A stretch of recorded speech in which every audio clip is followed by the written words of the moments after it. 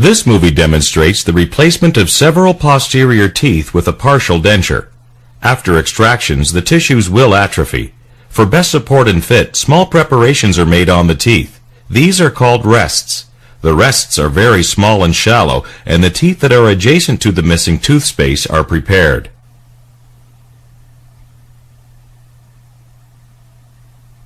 The partial denture replaces the teeth and the atrophied gums on both sides, and the two sides are connected by a thin metal bar. These tooth-supported dentures have metal extensions that fit perfectly into the rest preparations, and therefore the denture rests on the teeth and not on the gums. The denture also has clasps that fit around the teeth to keep the dentures in place.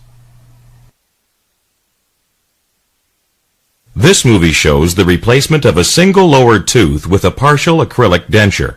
This type of denture has no rests and no clasps. It is retained by the friction between the sides of the teeth and supported by the gum tissue as well as the backs of the teeth.